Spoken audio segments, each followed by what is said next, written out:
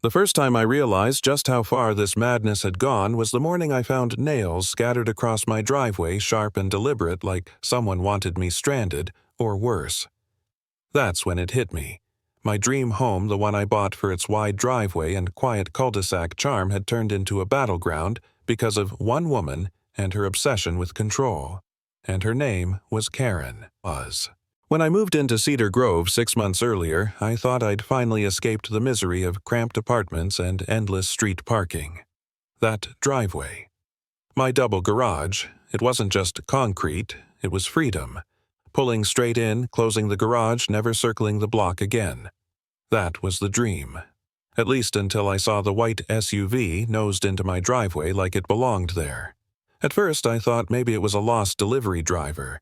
But when I knocked on my neighbor's door, Karen stepped out, arms folded, chin lifted in that smug tilt that said she believed she ran the place. "Oh, that's community parking now," she declared like my property line had suddenly been redrawn by her clipboard. I laughed because what else do you do when someone tries to steal reality right out from under you? But she didn't laugh. She just adjusted her oversized sunglasses and said, "You should be proud to help out. Not everyone has space." That's when I realized it wasn't a mistake. It was the beginning of a war. The next weekend, I came home to find 3 cars parked across the bottom half of my driveway, boxing me in like livestock. When I confronted her again, she waved her clipboard like it was a gavel. "We had a vote," she said. "The association agreed your driveway will serve as overflow parking." I told her she didn't have the authority. She smiled a smile that wasn't really a smile, more like a threat dressed for Sunday service. "If you can't be part of the solution, maybe you're not a good fit here." That word, fit, hung in the air. It wasn't about rules, it was about control. The absurdity became personal when I had to leave for work one Monday morning and found a battered minivan sprawled across my exit. I called the number Karen taped to my mailbox, some so-called overflow list. A groggy stranger answered, muttered about his cousin, and hung up. 20 minutes later, the van finally moved. I was late to work. That's when I stopped laughing. I pulled out the HOA bylaws, flipped through every page, searching for some obscure clause Karen could weaponize. Nothing. Driveways were private property. Period. When I told her that, she looked me dead in the eye and said, "We do what's best for the community." Translation, whatever she wanted. Then came the flyer. Printed, taped to every mailbox, declaring a community parking policy. My address listed as Zone C Overflow. I tore it down. 2 hours later, Karen was at my door, clipboard in hand, accusing me of removing official HOA notices. I asked her which law school she thought she graduated from. She called me hostile. That night, I parked my truck sideways across my driveway, blocking anyone from sneaking in.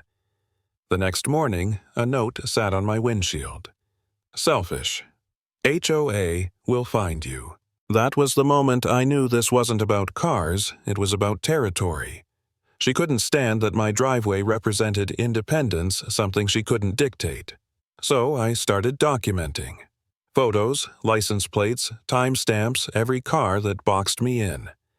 At the next HOA meeting, she accused me of undermining community spirit. I pulled out my phone, showed the pictures. A few neighbors squirmed, but Karen doubled down. "These photos are harassment," she snapped. Somehow, I became the problem for defending my own property. It all came to a breaking point one night when I returned from the grocery store. My trunk, full of food milk, sweating ice cream, melting, and a sleek black sedan parked diagonally across my driveway. No note, no number, nothing. I waited 45 minutes. When the driver finally showed up, Karen's nephew, he smirked and said, "Relax, it's just a driveway." Something inside me broke. This wasn't inconvenience anymore. This was humiliation, and I don't take humiliation well. I researched towing. Dead end. Police shrugged, called it a civil matter. Small claims court would take months. I needed something immediate, something that said my property, my rules. That's when I found them low-profile retractable tire spikes, legal on private property if marked. I ordered them. When the box arrived, heavy steel packed in crates, it felt like a battle drum beating in my garage. I worked half a day installing them, sweat-dripping, drill-whining neighbors slowing their morning walks to watch. By noon, a neat line of steel teeth stretched across my driveway. I stenciled yellow warning triangles, legal but subtle. It didn't scream aggression, it whispered consequences. The very first car that crept toward my driveway froze when the driver spotted the spikes. He cursed, shifted into reverse, parked 2 houses down. That hesitation, that retreat was my first taste of victory. For the first time in months, I felt like I'd taken something back. Of course, Karen wasn't going to let it slide. The next HOA meeting had a new agenda item: hazardous installations on residential property. She painted me as a lunatic, arming my driveway with medieval weapons. But the vote to force me to remove them failed barely. Karen's smile cracked like glass. She retaliated in other ways. City code officers sent to inspect, finding no violations. Anonymous letters slid under my door. Complaints about me dividing the neighborhood. Trash cans, knocked over eggs, splattered on my garage door. But the camera I installed caught everything. One night, it recorded Karen's nephew breaking into my garage, tampering with the lever that controlled the spikes, and waving cars into my driveway. That footage turned the police from disinterested to alarmed. Breaking and entering wasn't a civil issue, it was a crime. Finally, the tide shifted. But Karen didn't retreat. She escalated. She hosted her own HOA meeting on her lawn, complete with folding chairs and lemonade. In front of a giant poster board of my house, she accused me of endangering kids, turning the neighborhood into a war zone. She even waved a laminated sign from the trash she herself had dumped in my driveway, claiming she found it near my house. That was her mistake. I walked out, calm phone in hand, and played the footage. Karen, in her pink robe rollers and her hair, sneaking up at 2 a.m. to dump garbage in my bin. The crowd gasped. Neighbors stood up, walked away, shaking their heads. Karen's kingdom cracked in real time. For a moment, though, I wavered. Late at night, staring at walls covered with printed photos, USB drives full of footage, letters, and shoeboxes, I asked myself, was I becoming obsessed? Was she right?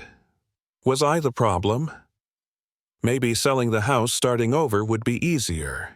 But then I remembered the melted ice cream, the dent in my garage, the smirk on her nephew's face. No, this wasn't just concrete, this was principle. Karen didn't want my driveway, she wanted control. If I gave in, she'd take more. That realization was what pulled me back from the edge. So I doubled down. More cameras, motion lights, even a hidden trail cam across the street. Every stunt she pulled became more evidence. And she kept handing it to me, like when she hired contractors to literally cut into my driveway for some made-up community path project. Police shut that down quick. Or when she called a tow truck to haul off my perfectly legal, perfectly parked truck. The driver took one look at my registration and my cameras, muttered, "Not my fight," and drove off. Karen screamed after him like a general losing her last soldier. That was the turning point. Neighbors started to whisper, support slip USB drives into my hand with forged emails. Karen had written proof she'd been lying to the board. Even her nephew turned on her, handing me recordings and admitting she orchestrated everything. The final blow came at the community barbecue. Karen strutted to the stage with her clipboard, giving her usual speech about unity and pride. I let her finish, then stepped forward with my folder. Emails showing her forging signatures, photos of her dumping trash, footage of her nephew breaking into my garage. One by one, I laid it out. The HOA president's face darkened as he flipped through. Neighbors started murmuring, booing. Karen sputtered, accused me of stalking her, but the crowd wasn't buying it anymore. The vote to suspend her from the board passed. She dropped her clipboard, red-faced, humiliated. That should have been the end. But Karen had one last move. She pounded on my door that night, screaming that I ruined her life, that I would pay. My camera blinked red, recording every unhinged word. Soon after, her nephew was caught trying to break into my garage again with a crowbar this time. The police bagged it as evidence. That was it. The detective called me days later with the news Karen was being charged with criminal trespass, vandalism, conspiracy. In court, all the exhibits, my photos, my footage, the forged emails were laid out like a war map.